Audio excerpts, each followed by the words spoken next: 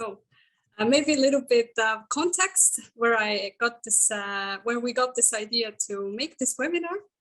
As some of you might know, that in March there were some changes in Estonia's crypto regulations, and quite a bit of confusion was created and uncertainty amongst entrepreneurs, like should they continue getting a crypto license in Estonia or in Lithuania maybe instead. So we wanted to maybe shed some light, and that's why we decided to partner up with Complok. And we thought that we would shed some light with the help of Mari-Liis, who is actually has 16 years of experience in anti-money laundering. So she is a culture of a compliance ambassador. And we are so happy to have her here today to talk about the risks and why the rules have become so strict compared to what it used to be. So yeah, maybe just start Mari-Liis by talking about a little bit about you. What has brought you to this anti-money laundering? And yeah, where are we right now? Yeah, well, thank you, Dagne, for such a impressive intro. And yes, it's a pleasure to be in front of you. So thank you. So basically, yeah, I've been working in different banks all over Europe in the last 16 years, including SEB Bank, Swedbank, also ING Bank in Belgium, and Nordea Group. Well, in the beginning they were in Stockholm, but now they moved to Finland, also due to the regulatory pressure what they had in Sweden. So I have worked in the biggest banks in Europe during the times when the biggest EU money laundering scandal hit also Estonia. So I believe that I have seen many times when the things go wrong, and due to that, also I believe that my sort of experience can be used also in the crypto world, because I can see some similarities when it comes to taking risks. Because at the time when prior to the time when the biggest money laundering scandal hit Estonia, for example, we were also very innovative. We wanted to invite all foreigners to Estonia and open them the bank accounts and etc. etc. By now, opening a bank account in Estonia, it's a really difficult, and it's a challenging. But there are also some sort of reasons behind it. And I think that what in Estonia, what went wrong was that we actually were one of the first countries to regulate crypto assets, and also ended up of being first country basically in UA, and one of the first countries in the world who actually regulated the crypto assets. So yeah, last 2 years I've been delivering trainings and also established a firm called Complok, and now we are delivering AML digital trainings to the different firms all over the world. Okay, so you're currently focusing on Estonia's regulation sides, I understand, right? Right now, yes. Although I've been working also with regulation in France, and also in Belgium, and also in Netherlands. But yes, at the moment we are focusing only in Estonia. Yeah. Could you briefly mention what this MiCA will bring to Europe? What will happen when this will go into force? Well, yeah, just to give you a little bit background, yes, in Estonia, things went a little bit, I'm not saying it went wrong, but as I said, we were the first country who actually complied with AML fourth directive, sorry, fifth directive. Estonia was holding EU presidency in 2017, and due to that, we postponed all the regulations which we needed to implement into the local laws for 6 months. Thus, we ended up we already knew that the AML fifth directive actually obliged to regulate crypto assets, and Estonia was a little bit proactive and ended up of having added crypto assets service providers to our AML law. But in the meanwhile, there is on EU level, there is it's called MiCA regulations, and it stands for markets in crypto assets. It's been introduced already back in 2020, and that is a regulation which will be enforced all over the Europe in around 1.5 years' time. So this will regulate entire crypto space. But at the moment, it's a lot of there's a loads of confusion. There are countries which have already introduced some sort of crypto regulations, and there are some countries which have not even considering it at the moment. So the future will hold more clarity, I would say. MiCA will strengthen the crypto regulation even more. What went wrong in Estonia was that the license application or the issue of the license was really, really simple. We ended up of having 1,300 companies and 3,000 licenses issued by the government. And I think that the mentality changed a little bit. We at some point it was so easy, and people didn't understand that they are actually entering into the regulated sector. And if you are in the regulated sector, there are loads. It's a tsunami of regulations. So you have to understand that if your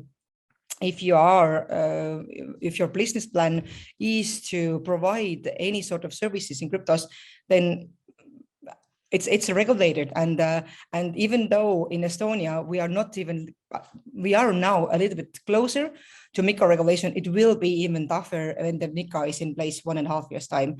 So it's a regulation. So those of you who are not lawyers, that is actually enforceable straight away. If you're talking about directives, we have like 18 up to 2 years of implementation period, but these are the enforceable. MiCA is enforceable straight away. So crypto regulation should be in place in all over the Europe around 18 up to 24 months.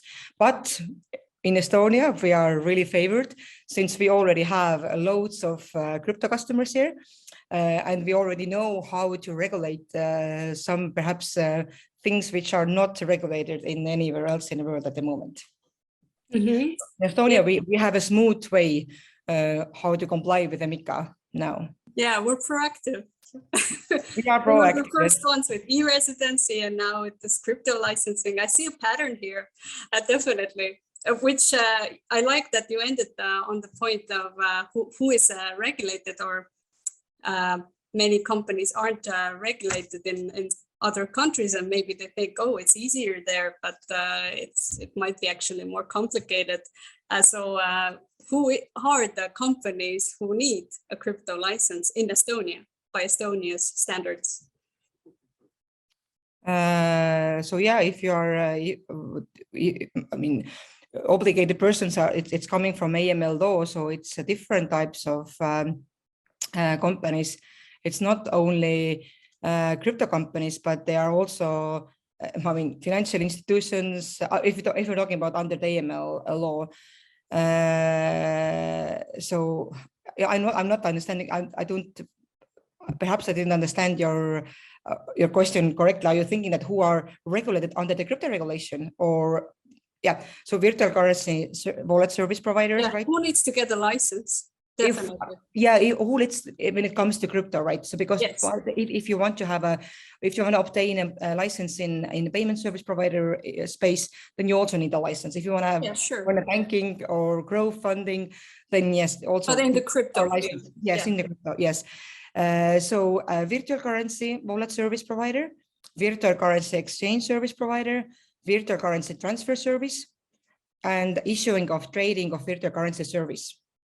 So basically, I also have my own crypto coin actually, but I'm not trading with that coin. So that is not a license, right?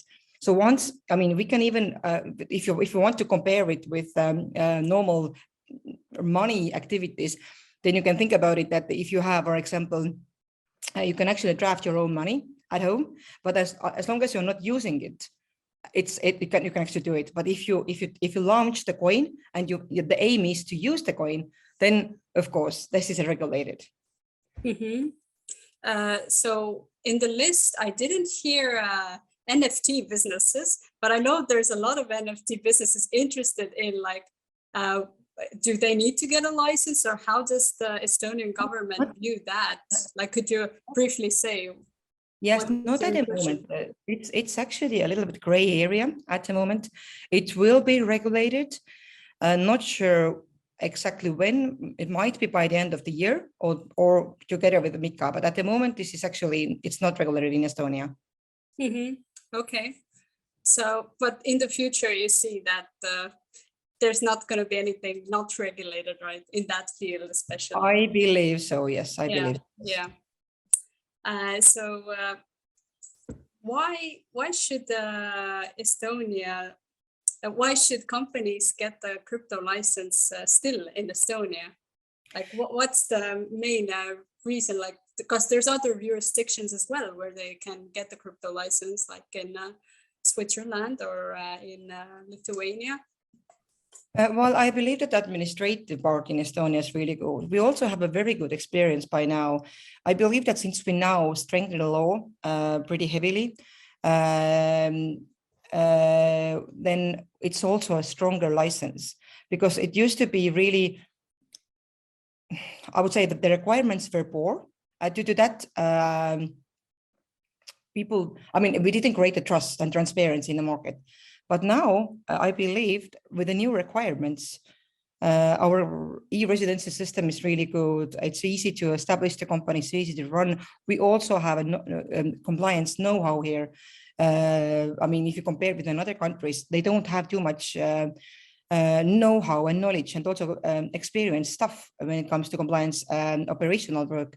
So I believe that is actually, Estonia is a really good place where to at least consider obtaining a license. And also Estonia population is small. We are open for non-residents, actually, as long as they're willing to comply with our regulations. We have established over 1,100 companies here in Estonia compared to our population, which is 1.3 million. So I believe, I think that is actually a really good place. And now I wouldn't say it before 15th of March, but now since the regulation is already more stricter, then yes, I would say that Estonia is a really good place where to consider to obtain your license. Because you mentioned Lithuania and Netherlands, of course, there are different jurisdictions, also Singapore and Dubai, but when it comes to European Union, then I believe that Estonia has the most experience. In Lithuania, the requirements will also they are subject to change shortly. I believe that by the end of the year, they also have similar requirements. Yes, travel rule is, they have postponed the travel rule requirement, and also their capital requirement is not so tough than in Estonia. But administrative part in Lithuania is definitely not that smooth than in Estonia. So someone is already asking, like, how much does it cost to get a crypto license in Estonia? Could you give some kind of idea approximately? I mean, it's I believe I've heard that the licenses are sold with some sort of period of money, but if you hire like a legal firm who actually establishes documentations, prepares the documentations for financial intelligence unit, then perhaps it's 25 to 50,000 euros, depending on the price on the bureau or law office which you're going to use. And then depending on the service, your self capital needs to be between 150 up to 250,000 euros. So that is the money what you need to pay in. You can't use that money, but you need to pay that money in. And of course, you need to hire people. So you need to have compliance officer, you need to have officer. These are the operational costs, which depending how much money you have, but you have to understand that you are providing financial services. This is super regulated. If you think about banks, or if you think about money service providers, crypto firms are not so different when it comes to regulation compared with those big banks or payment service providers. So that is a regulated sector. You need to have fit and proper for your employees who are responsible for money laundering or achieving business goals. So that is, I don't want to bring out any concrete numbers here, but yes, I think that for a start, you need 50,000 up to 100,000, and also for operational costs, perhaps 50,000 per month. So it's not, it has changed. So it's, and I mean, at some point you needed to pay 300 euros for the state, and you only needed to have 1 or 2 employees, and those employees didn't even work full time. But now expectation is that you have a full-time compliance officer and also board member. And I mean, you can compare yourself with a normal payment service provider or with a normal bank. I mean, your regulation tsunami is pretty much similar. And they need to be local.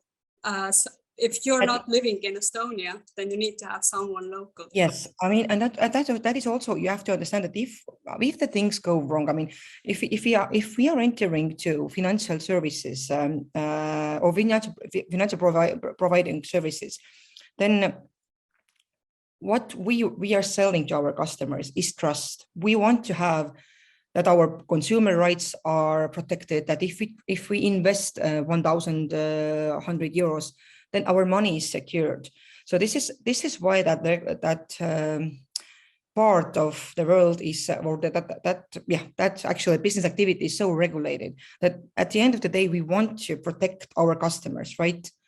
So yeah, we have to take it into account that is a regulated sector, but it's not that complicated if you understand the regulation. If you've been working with that field, then I think the mentality in Estonia is a little bit different, since it was so easy to get those licenses. And now, if you give me something for free, and then you start to ask me, I don't know, 10,000 euros per month, then of course it's a huge price difference. Yeah. Yes, and then of course it's a little bit unusual for you that you have to pay that much, but I think that this is something each and every person who is in this field needs to adapt. My question, next question would be related to the risks, because the e-residency office has also mentioned that the crypto companies are one of the most risky ones, especially I think our government made some kind of audit about the risks that e-residency program has, and they wrote out the crypto companies. Namely because you can check the background of the company that wants a license easily, but it's more complicated with the company's clients. So how do you control that? Yes, I mean, the link with the local country is really important, because if, for example, supervisory authority, they would like to perform some sort of supervisory, or like in-house supervisors, so they would like to come and they want to see your process. So you can't run that business internationally, so you need to have office locally. And I think the risks also related to crypto asset service providers. Yesterday was an annual survey and also a country level risk assessment, and based on that, I believe that I mean, not I believe, but that it was written, it was mentioned that the risks are the highest because of the low experience what crypto firms are performing at the moment. So they don't understand that they're regulated, they don't understand regulation part, and also they're providing their services to worldwide. And for example, if something goes wrong, if the government or if the regulator needs to ask, or if the supervisory body needs to ask some questions, then it's really difficult to get documentations from, I don't know, from Mongolia. If you're providing your services to people from outside of Europe, it is very difficult to to perform criminal investigations, for example, cross-border investigations. So our even the expectations are that country level there should be really good cooperation between different countries. For example, if Italy, or if there's a person who's from Italy and he's using Estonian crypto firm services, and something goes wrong, then Estonian government can actually have access to Italy, and they know, or they can actually get some information from Italy government. Then in reality, it's not there. So at the moment, I would say that cooperation on a national level is also really, it's getting better, but we are not there yet. So that is why we need to have a really strong link with Estonia. And also there are the turnover when it comes to crypto transactions was really massive compared to the country. If you think about how small is Estonia, not too many SARs, suspicious activity reports, were submitted in. Companies tend to use similar official addresses, and yes, the real risk is that the link with Estonia is limited, really. And yeah, so bank accounts are outside of Estonia. Ultimate beneficial owners are mainly, are not mainly, but many of them were from Russia, Latvia, or from other Eastern European countries. Yeah, so only limited amount of customers were from Estonia. So that is the risk that with geographical customers outside of EU, I would say. So when someone has an office here, it's more trustworthy and. Today is this is a today requirement. Of course, it is. I mean, then you have some sort of a link with a local country. If you have an office here, you understand how the business is running here. If the regulator wants to come and meet you, you are willing to show your office. They can come, they can perform their investigations if it's needed. So you also care more about your due diligence processes when you have a strong link with a country you are actually operating. So that is a requirement what is defined now by law, that you need to have office in Estonia. You also need to have a board member, compliance person who actually speaks Estonian. So so link with, I would say that the risk mitigation is a strong link with Estonia. And when MiCA will come into force, do you think that countries will then be able to communicate with each other more efficiently? Is that the core reason why it's also to have it's not directly linked with MiCA, but this is actually, that was already stated in AML6 directive, which is still in the process of adopting. So the cooperation is one of the, there is a plan to establish regulative body by 2023-2024. I think it's operation by 2026. So that is an EU level supervisory body. And also the financial intelligence units, the cooperation, it will be improved. But when you want to negotiate with 25 different countries, then it will take a much longer time. And if you think about meeting, I have lived in Brussels, and I know people who are working in European Parliament or any other institutions there. The decision-making process is super slow. So I wouldn't expect that it's more clear by 2024. So it's a process. It's in progress, I would say. It will take time. Yeah, sure. Because we in Estonia, we are super innovative. We have everything is run on an e-version. Yeah, so we exactly. have different, so it's for us, it's really we have online voting. 70 people are voting online.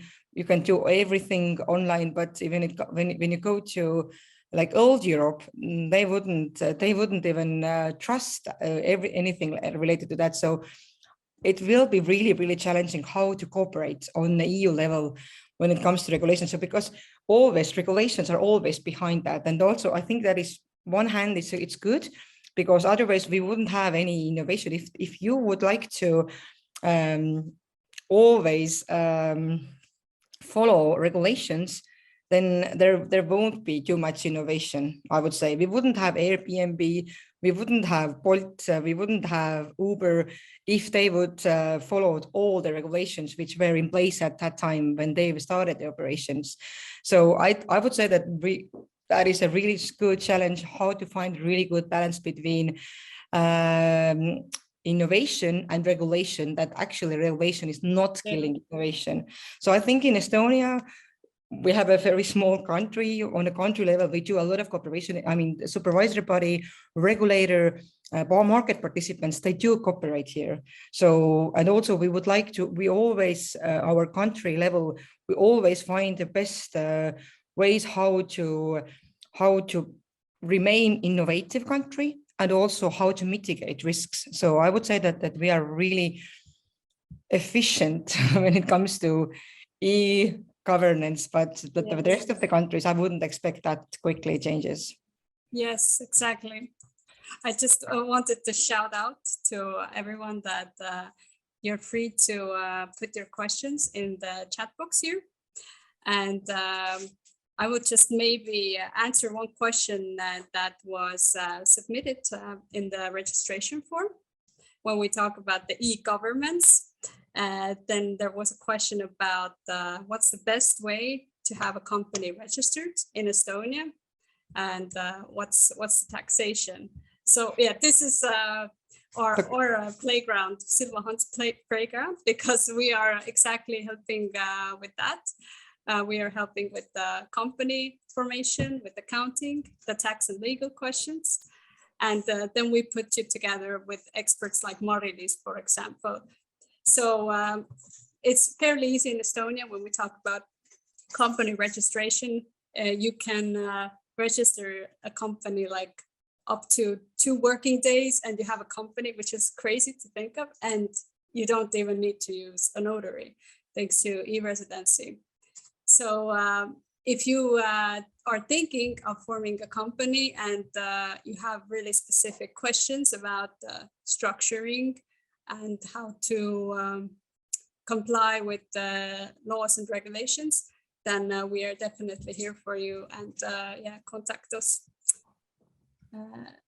Yes, so we have a really specific question. Do the same rules apply for stable coins? Newton, could you be more precise with your question? I don't know, Mari-Liis, is that clear enough for you? Do you understand the question? Yeah, you can actually specify what stable, yeah. So like having a business with stable coins, or what do you exactly mean? Do you want to establish the stable coin, or? Yeah, maybe he wants to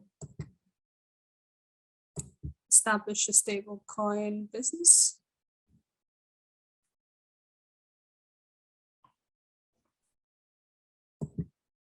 Yes, you can definitely unmute. Don't be afraid. Yes, you were unmuted. Yes, now you're unmuted. You can speak. Yeah, hi, Dagny. Hi, Newton. Yeah, just to clarify on the question is, what of a business that doesn't necessarily trade on crypto, but we leverage on blockchain technology to enable payment across borders and conversion of, say, stable coins. For example, a euro tagged stable coin that is converted back to normal fiat currency. Do the same rules apply? Not sure whether my question was clear. Not really, but I mean, do you want to start transaction with stable coins, or you just have a stable? Okay, we are not primarily focusing on crypto as a business. Yeah. but our business model leverages on blockchain. Mhm. I think Yeah.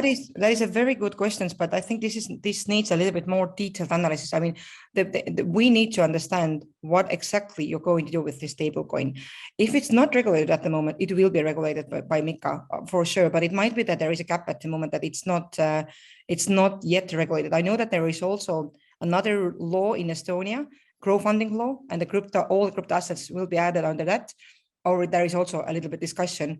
So I think that this is, I mean, if you want to have a precise answer for that question, I would recommend you to contact me. I will do some research and then you explain what you exactly you want to do, and then you'll get like a proper answer. Because we need to understand what exactly you're going to do, and then we can see that whether this is regulated or not. Yeah. So we have a next question. My e-company offers recruiting services. If I charge some customers in Bitcoin, how does it work for income taxable purposes? I believe that is a question for Silva, right? Yes. So when we talk about it depends like on how it works for income taxable purposes. Well, I don't know if it's even possible right now to only buy in Bitcoin. It depends who buys it. Like, is it an individual or a company? When there's like many questions here, like who is the customer? So depending on who is the customer, it can be handled differently. So there's a next question. Can you explain and provide information on the requirement of auditing side, both internal and external? And after MiCA, will this be a requirement to have auditors or not? Also, what is your personal view of this part? Do you think this would be a hurdle to blockchain innovation? Well, if you think about banks, I mean, let's even go one step behind. In the financial institutions, you're obliged to follow 3 line of defense model. First line is a business. Second line is a compliance. Third line is an internal audit. And fourth line is external audit. And the 5th line of defense is actually regulator. So that is, I mean, I would say that the auditor requirement is nothing really new. If you work in a payment service provider sector, then you also need to have an auditor, right? So if MiCA keeps the auditor, I believe that, yeah, there will be requirements for auditors. And also, I believe that it's not killing that sector as long as there are auditors who have experience in the market. So they wouldn't do, I mean, if you think about compliance function also, that is your company risk mitigation, right? So you don't want to have your license revoked. So you actually hire compliance expert or compliance specialist or head of compliance or AML compliance officer, however you want to call it. So she's doing supervisory within your firm. So she's main responsibility is to find the gaps, right? So you can actually mitigate those gaps. So auditor, she's doing the same thing actually. She is finding gaps, what you can actually mitigate before regulator is coming in. So you shouldn't actually see it as a negative, but rather positive thing that you can't, I mean, once it reaches to external regulator or supervisory body, then you already knew your risks and you could have mitigated them if you had a report with your risks which are existing in your firm currently. So I wouldn't see it as a really negative thing. I know that actually it has caused a lot of conflicts here in Estonia since we don't have too many auditors in place. But I wouldn't see it. I mean, you have to, I mean, I think that you have to change the mentality here. Since it is regulated, it will be even more regulated. That is something what is for sure. If you go to, I don't know, Frankfurt, or if you go to Spain and you talk to people who would like to enter those markets, they understand that it's regulated. They want to comply with the regulations. So I wouldn't say that auditor sort of a requirement as a negative, rather as a positive sign. And that is also one risk mitigation action what the country level, the regulator together with the supervisory body did. So instead of revoking all the licenses, they said, okay, well, if you can hire someone who could do a supervisory in the way that we understand that your risks are mitigated, then they don't have that much job, and then there are not so many risks in place. So I don't think that it's killing the business. I believe that that is something you need to adapt again together with another requirements. Thank you. Is it the next question is it possible for me to offer services on educating people on blockchain and the cryptos as an e-resident? I think from my perspective, of course you can. I mean, yeah, it's a really open country. Even you can you're do using when you're using blockchain as a technology in your business, not offering virtual service provider service, then I don't see a problem. So, I mean, if I give you a very simple example. So, for example, we have, I don't know how many people, we were 50 people registered, right? So if I would collect money on behalf of you, each of you would give me 50 euros, right? And I will promise you that I'll buy, I don't know, a car, and we're going to share it commonly. So you'll give me a money. And if I'm collecting a money as a legal person, then I'm already providing financial services, right?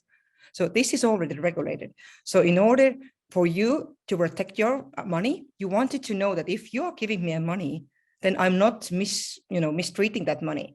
So that is something you need to understand. But if you're providing trainings, then of course it's not regulated. So I always keep saying that if you don't want to enter to the regulated sector, then establish the e-learning platform and start to provide trainings. It's not regulated, right? So yeah, you can actually contact me later, and we can actually consider perhaps we can do even some cooperation. Yeah, it sounds like something that Complok is doing. Yeah, we are providing digital training. So, and actually there is a demand for blockchain and crypto assets training. So as long as we can do those trainings via Zoom, and that is actually in the latest years, that is a really common practice, then of course you can do that. Yeah, definitely. Yeah.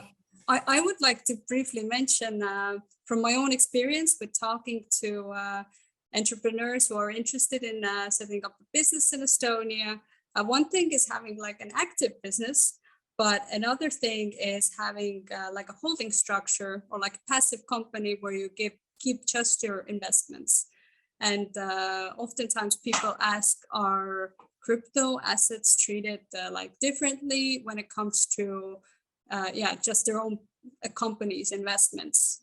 So they're not using anyone else's money, and yes, they are treated like stock market assets basically. So yeah, there's, to my knowledge, there's no special rules about keeping crypto assets.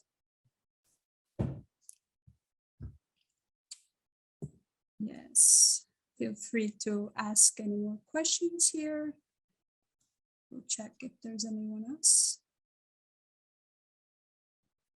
So basically, yeah, from my perspective, if you are obtaining a license and you have actually defined that your license, your activity needs a license, then your mentality should be that it's really similar with banking operations. That I mean, when it comes to regulations, it's similar, and that is only beginning of the regulation. If you talk about GDPR, if you talk about even MiFID, I don't know whether you have heard about it, but it's also when you are investing money or if you're providing investment services, then this is something you need to assess whether the person who is going to invest is knowledgeable enough. So these all will follow within the time. At the moment in the crypto space, it's not regulated, but it will be there. And also FATCA, in other words, and CRS, in other words, reporting to tax authorities how much assets your customers are holding who are international, who live internationally. So these all will follow. So it's only beginning. I mean, it's fundamentally wrong from my perspective that in Estonia, crypto assets are regulated under the Anti-Money Laundering Act, right? So that there should be a separate regulation for that.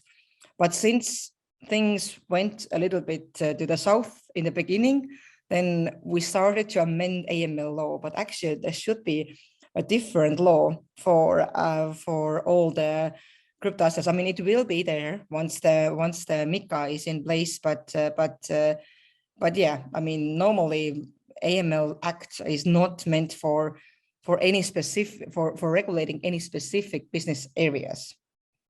Okay. Well, there was an addition to a previous question by Kazi. Just to add on previous question, yes, I agree on the requirement of the auditor part, but I believe finding one is difficult. Also, for startup who are at early stage, how do they comply with this? As for them, it would be a hurdle. So finding the auditor is really difficult. Yeah. That is.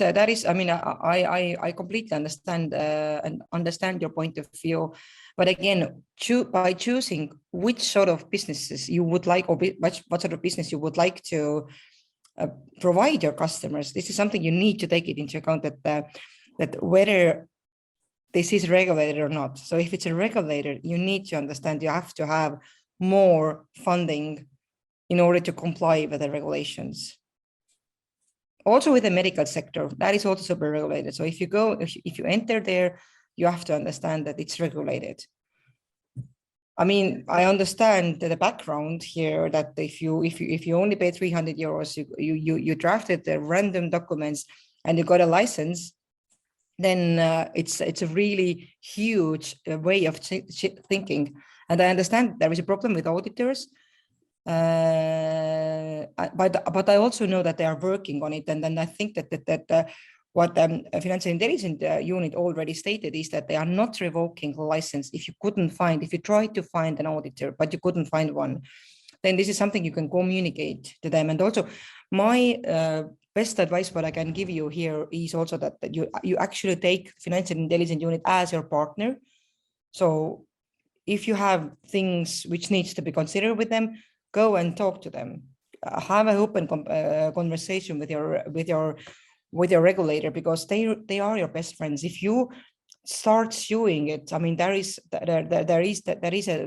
some sort of practice here in Estonia that if they do some administrative things wrong, I'm not saying that it's right to do that, but if things are going wrong, try to find a compromise before entering to the court, because if you start to have any sort of negotiation, I mean, any sort of court actions against your regulator, it won't have a good results at the end.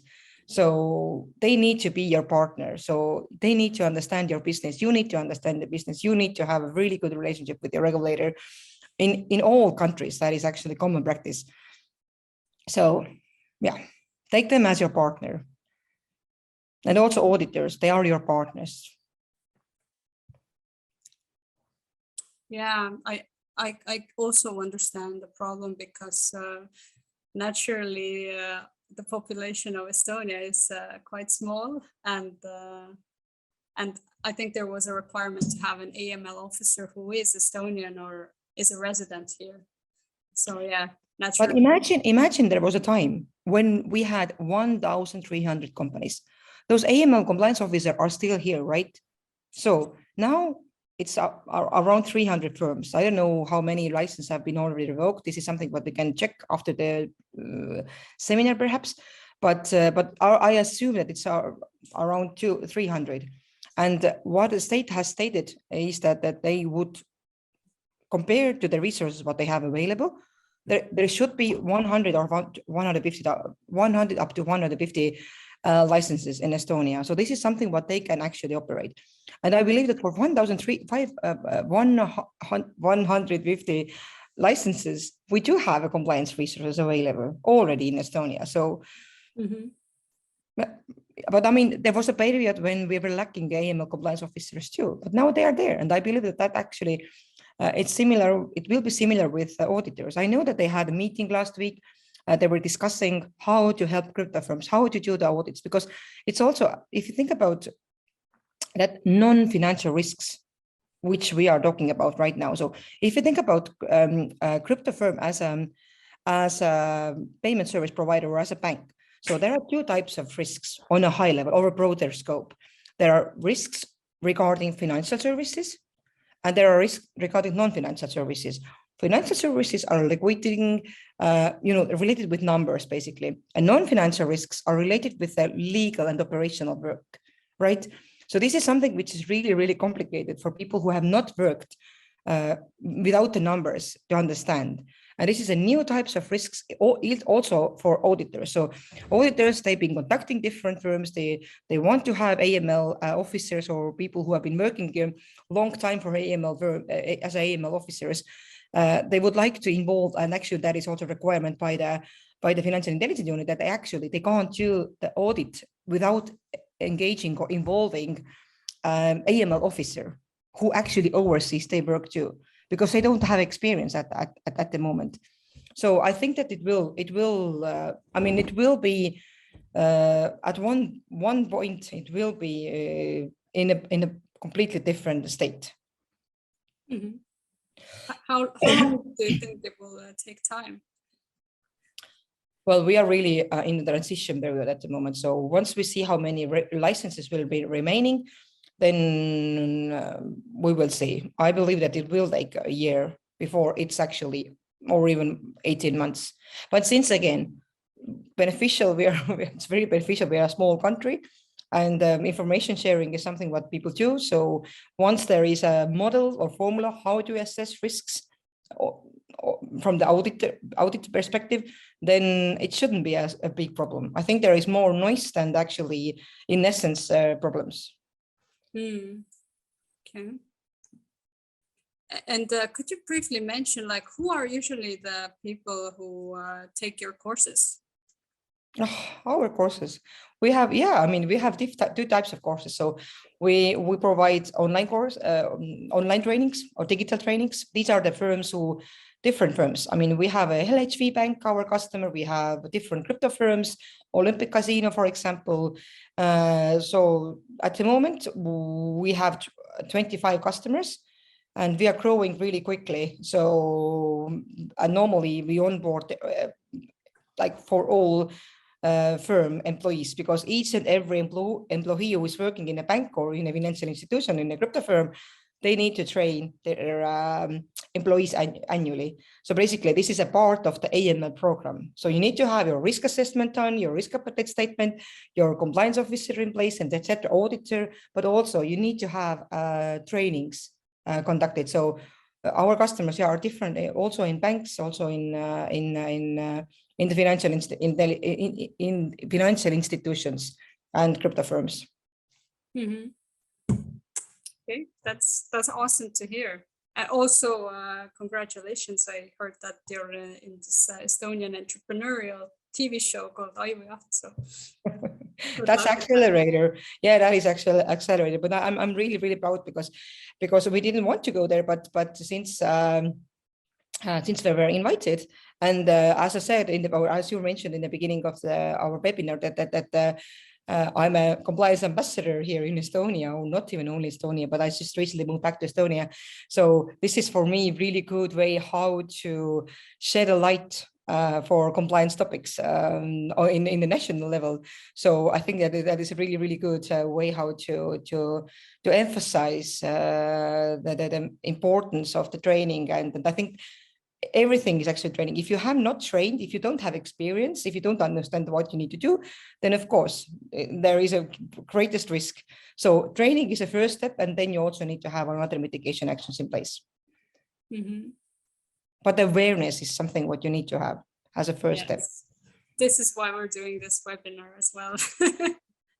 Yeah, I'm so happy to hear what you said. Like, it gave me like this kind of confidence that it's okay, that these rules are stricter it's good actually. You have more clarity. You know what the government wants. You know what you have to do, and the expectations are more set. So we have some kind of common ground. I believe, yeah, I think I see the new regulation really like, I mean, of course, transition period was relatively small, only 3 months. So law changed in the middle of March, and all existing crypto firms needed to comply by 15th of June. But, and that is only 3 months, right? So that we knew that in the meanwhile, there is a Moneyval assessment ongoing in Estonia. So Estonian government was a little bit, and also regulators were a little bit afraid that it may end up of being added in Estonia into grey list, as Malta was added in a grey list. So that's why they needed to take really rapid changes, or they actually made a really rapid regulation or changes just to mitigate the risk. So you have to understand, but the background of it. Of course, I'm not saying that it's wrong or right, but I'm just understanding where is it coming from. And right now, I would say that the Estonian license will be really strong. If, I mean, according to the new standards, I would say that is really strong. It is a strong license. And as far as I've been spoken with regulator, with law creators, with a supervisory body, they all are emphasizing that as long as there is innovation, I mean, they would like to protect their innovation. They would like to have risks mitigated, and I think that is their willingness to do cooperation is really good. I mean, only I think it was 4 or 5 weeks ago when we had a small conference organized by the Crypto Association here in Estonia, and the regulator came here. I mean, if you go to, I don't know, if you go to Holland or if you go to another countries, you might not see in these small events, you can't see a regulator there, right? Of course, if it's country level organized event, they will be there. But Estonian regulators actually, they want to understand, according to what I have seen, they would like to understand the background of the blockchains, how the crypto crimes are committed, how the crypto firms are working. So it's not that, but again, they are not there yet. We need to educate them, right? So, and I think that is the best way how to educate, that they have a lot of customers, and we will educate them, and they will actually know more, and then we all will be stronger eventually. Yeah, and these new rules, they were made in cooperation with the Crypto Union. So the actual entrepreneurs came together and educated the regulators. So it wasn't just the regulators deciding stuff, but they were, in discussion. But you have to understand that also they don't if you don't have experience there, this is something really new. You don't understand that. I mean, also it will take a time for them to understand or to reach the same level as the entrepreneurs have at the moment. So it will take a time. But I think Estonia community here is small and really cooperative. So I think it's the best place where to start your cooperation. You can actually, within 2 phone calls, you can even reach to president, right? That is a benefit of living in a small country. And also we all stand for innovation, right?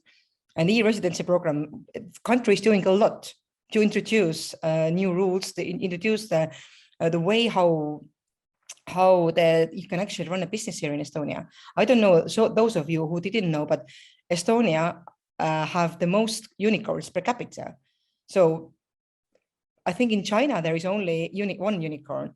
And in Estonia, we have already, I think, 10 or 11. I might be mistaken here, because it's happening like every month that we hear the news. So I think it's a really good place where to start your business. Yeah. Yeah, exactly. Do you guys have any more questions? Feel free to put them here. But otherwise, I am really glad that we had this discussion, and people got some clarity out of this, that everything is indeed okay, and we're moving into a brighter future for sure. Yeah, I think also, I mean, I thank you for everybody. If you have any questions, find me in LinkedIn or write me an email if you need any additional information. I'm normally pretty active and proactive. So yeah, feel free to reach me out and yeah, if you have any questions or if you want to privately discuss any topics.